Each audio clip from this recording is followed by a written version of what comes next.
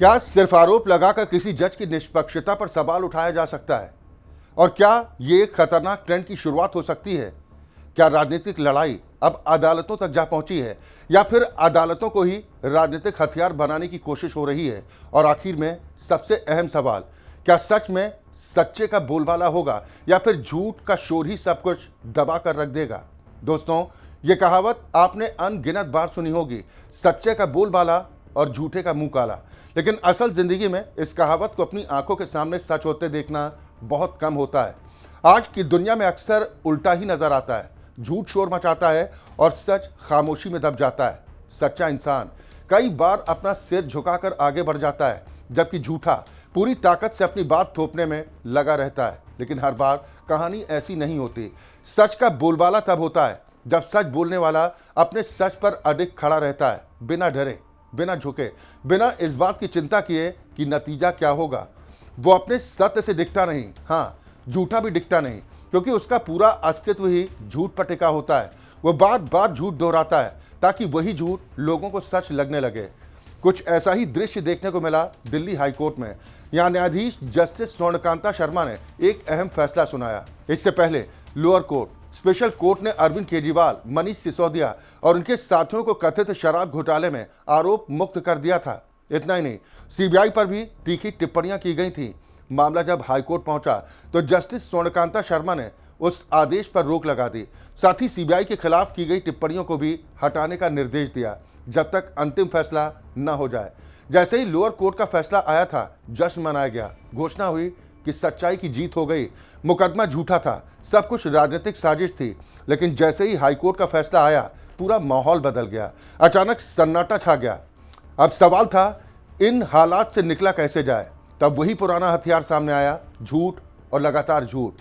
सीधे जज पर सवाल उठाया गया। जस्टिस स्वर्णकांता शर्मा की अदालत में याचिका दायर की गई कि वो इस मामले से खुद को अलग कर लें, क्योंकि उनसे न्याय मिलने पर संदेह है। आधार क्या था? सिर्फ आरोप कि वो एक संगठन के कार्यक्रम में गई थी जिसका झुकाव एक खास विचारधारा की ओर बताया गया। इसके अलावा ये भी कहा गया कि उनके बच्चे सरकारी वकील हैं और उन्होंने पहले कुछ मामलों में प्रतिकूल फैसले दिए। अब जज के सामने आसान रास्ता था खुद को इस केस से अलग कर लेना, लेकिन अगर वो ऐसा करती तो इस झूठे आरोपों को मान्यता देने के जैसा होता।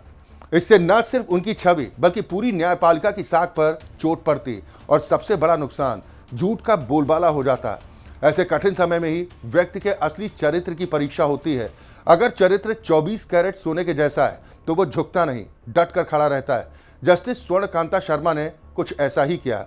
उन्होंने खुद को रिक्यूज नहीं किया, पूरे मामले की सुनवाई की और साफ कहा, किसी भी राजनेता को यह अधिकार नहीं दिया जा सकता कि वो तय करे कि जज सक्षम है या फिर नहीं। केवल आरोप लगाने से कुछ नहीं होता, उसके लिए ठोस प्रमाण होने चाहिए। अदालत फैसले सबूतों और कानून के आधार पर देती है, न कि आरोपों या संदेहों के आधार पर। उन्होंने ये भी स्पष्ट किया कि जैसे राजनेताओं के परिवार के लोग राजनीति में जा सकते हैं, वैसे ही जज के बच्चे वकालत कर सकते हैं। इसमें गलत क्या है? आपको ये साबित करना होगा कि इससे केस पर क्या असर पड़ा, जो साबित नहीं किया जा सका। इसके बाद एक और कोशिश हुई, नाटक की। कहा गया कि वकील नहीं रखेंगे, खुद केस लड़ेंगे।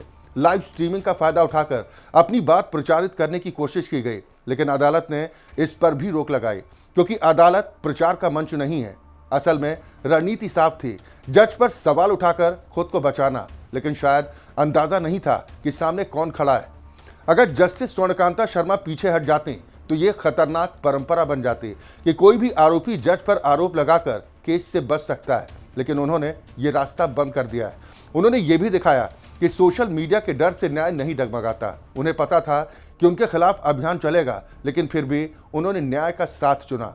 आज के समय में जहां सोशल मीडिया ट्रायल आम हो चुका है, वहां ऐसे फैसले बेहद अहम हैं, खासकर तब जब कुछ राजनीतिक दल और नेता इस माध्यम का इस्तेमाल छवि बनाने और बिगाड़ने के लिए करते हैं। इतिहास गवाह है, जब जब आरोप लगाए गए, जवाब में कानूनी कार्रवाई भी हुई और कई बार अंत में माफी मांगनी पड़ी, लिखित में और सार्वजनिक रूप से।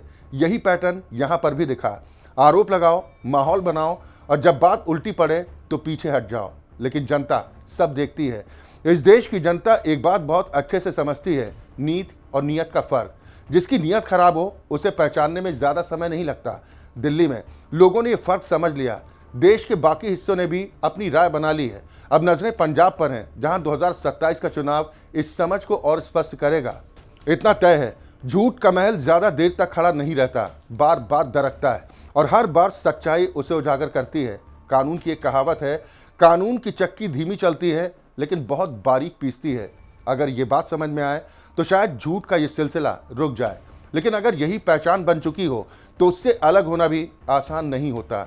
इसलिए ये सिलसिला चलता रहता है, नए आरोप, नए नाटक और हर बार नया खुलासा। आखिर में फैसला जनता के हाथ में ही होता है, वही तय करती है कि किसे स्वीकार करना है और किसे नकारना है। तो इस विशेष विश्लेषण और चर्चा में इतना ही। अगले सेगमेंट में आपसे फिर मुलाकात होगी एक नए मुद्दे के साथ।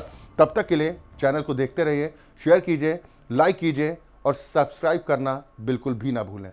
नमस्कार।